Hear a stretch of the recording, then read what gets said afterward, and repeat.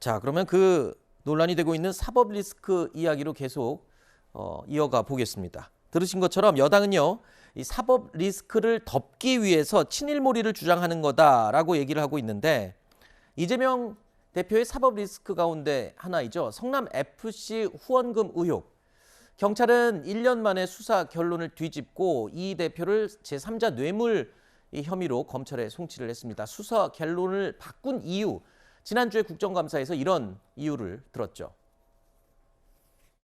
그런데 이제 올해 경기 남부청에서 2달 수사해가지고 어떻게 제3자 뇌물죄로 송치를 했습니까? 당시 사건과 관련된 그 관계자 진술의 변경이 있었고 또 이에 부합하는 증거 자료가 있었기 때문에 판단이 달라진 것으로 그렇게 합니다. 불송치 결정을 한 게 왜 뒤집어졌습니까? 기존의 1차 수사와 달리 진술이 새로 번복이 됐거나 새로운 진술이 나왔고 압수수색 과정에서 그걸 뒷받침할 수 있는 여러 가지 이제 증거물이 확보가 됐습니다. 자, 이번 사건의 핵심은 두산이 성남 FC에 건넨 50억 원의 대가성이 있느냐 여부였거든요. 그런데 지금 경찰이요, 새로운 진술을 확보했다라고 밝혔어요. 그러니까 두산건설의 당시의 임원이 했던 말인데, 성남 FC에 건넸던 50억 원은 그 토지 용도 변경을 해주는 대가로 준 게 맞다라고 진술을 했고요. 또 금액도 성남시가 정했고 액수보다는 그러니까 그 다른 광고보다는 액수가 중요하다. 뭐 이런 진술까지 구체적으로 지금 확보했다고 그래요. 그럼 이게 대가성과 관련된 거 아닌가요? 그러니까 지금 이제 검찰은 점차 그 대가성을 입증하는 방향으로 입증이 됐다, 도달했다고 지금 계속 이제 주장을 하고 그렇죠. 있는 거 아닙니까? 근데 이 사건의 본질은 저는 이렇게 봐요. 제3자 뇌물 혐의가 뭐 저도 충분히 알고 있습니다만, 자, 그것은 이제 뭐 법정에서 따질 문제겠죠. 그러나 이재명 대표가 정치인 이재명이 성남 FC의 구단주로서 그 어떤 기업 구단이던 성남 FC가 파산한 이후에 시민 구단으로 만들어서 어떻게 이것을 잘 살려낼까 책임을 지고 의무를 지는 건 당연한 거 아니겠습니까? 네네. 그 과정에 후원금이든 광고비든 이런 방법을 동원했고 노력을 한 것이죠. 자, 그 과정에서 이재명 그 당시 구단주에게 한 푼도 흘러가지 않았다라고 하는 것은 지금 나와 있는 것이고 증명을 못 하고 있죠. 관계는. 자, 그래서 제3자 뇌물 혐의로 이제 기소를 하고 하는 것인데요. 결과적으로는 여기에서 이재명 그 당시 구단주가 지금 대표가 이 구단을 활성화 잘 시켜 성공시켰다라고 하는 무형의 정치적 이득을 얻었다라고 하는 것이 중요한 혐의 중에 하나예요. 네. 근데 그것이 증명이 될 수 있는 건가요?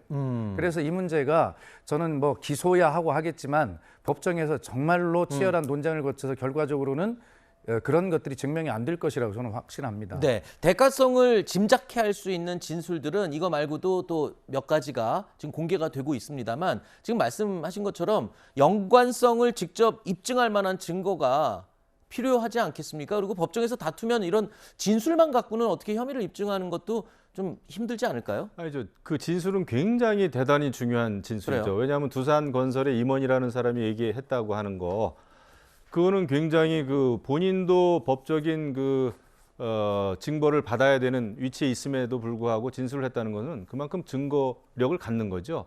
그리고 이재명 당시 성남시장에게 돈이 직접 흘러가지 않았다고 하는 것은 전혀 이번에는 문제가 되지가 않습니다. 중요한 것은 성남 FC를 후원한 기업에게 성남시가 이권을 제공했느냐, 그 성남 FC 후원금이 이권의 대가냐라는 것만 밝혀지면은 네. 그건 엄청난 제3자 뇌물이죠. 그래서 그 진술이 바뀌어가지고 새로운 증거가 확보돼가지고 이제 경찰이 이게 과거에는 무혐의였지만은 새로운 진술, 증거가 확보됐다는 거 아닙니까? 네. 이거 자체로서는 제3자 뇌물죄가 성립될 가능성이 아주 커졌죠. 알겠습니다. 일단 이재명 대표를 둘러싼 이른바 사법 리스크가 점점 현실로 구체화되고 있는 게 아닌가, 이런 생각이 듭니다. 그런데 민주당은요, 이재명 대표에 대한 검경의 수사가 야당의 탄압이다, 정치 보복이다, 이렇게 반복해서 주장을 해오고 있습니다. 근데 저희 제작진이요, 과거 발언들을 살펴보다가 2017년 12월 당시에 성남시장이었던 이재명 대표의 발언이 눈에 띄었습니다. 왜냐하면요, 잘 들어보십시오.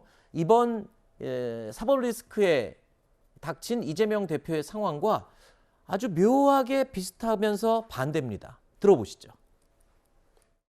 정치 보복이라고 해가지고 못하게 하고 싶은 사람들이 있는 거죠. 도둑은 원래 잡아가지고 뿌린 대로 거두게 저지른 만큼 처벌되게 해야 되는 게 맞는데 나쁜 짓 하는 사람들 입장에서는 안 당하고 싶거든요. 그러니까 나 잡지 마라고 할 수는 없고 그걸 이제 다른 걸로 이제 물타기라는 거죠. 이 정치 보복이다. 정치적 목적을 가지고 하는 거 아니냐 이렇게 얘기하는데 지금 하고 있는 소위 적폐청산이라고 하는 거는요. 그냥 죄진 사람 죄 찾아내서 합당한 대가를 지불하게 하는 거여서 그거는 뭐 어떤 이유로도 저는 언제든지 우리 사회 공동체가 있는 한은 계속 해야 될 일이라고 봅니다.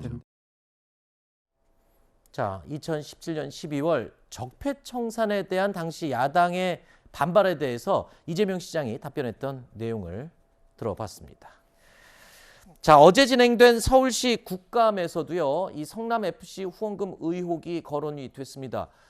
불똥이 서울시까지 튀는 게 아닌가 이런 느낌도 드는데요. 서울시가 관리하는 비영리 단체가 성남FC 후원 통로로 활용됐다는 의혹에 대한 질문이 나왔습니다. 들어보시죠.